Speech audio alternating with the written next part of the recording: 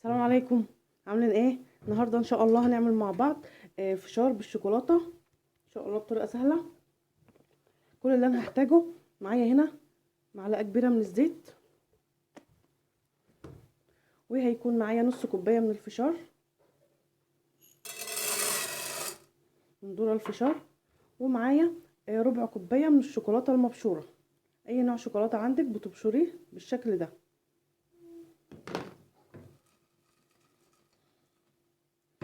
هقلبه بقى كده وهغطي عليه بالطريقه العاديه بتاعتنا لحد لما الفشار يكون جاهز معايا بالشكل ده.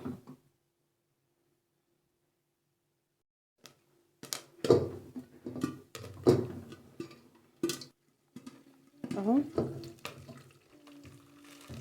هطفي عليه بقى، والباقي فيه هيفشر لوحده من السخونه اهو بتاعت الفشار علشان ما يتحرقش. طفيت عليه ولسه برضو معايا اهو.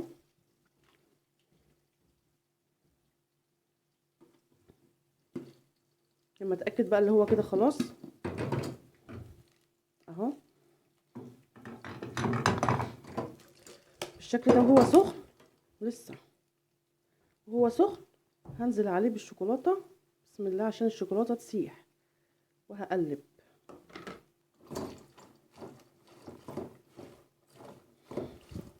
ما تقلبيش الشوكولاته كلها مره واحده، حطهاش مره واحده عشان تتاكدي ان كله اتغلف بالشوكولاته اهو.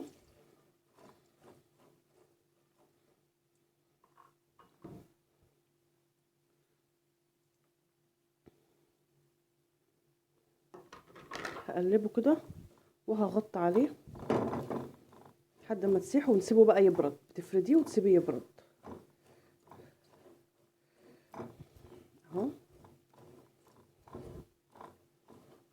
هو ساح كمان علشان لسه سخن، مش مستاهل انه انا اغطي عليه. هتسيبيه بقى يبرد لحد لما الشوكولاته تنشف عليه وتشوفها مع بعض.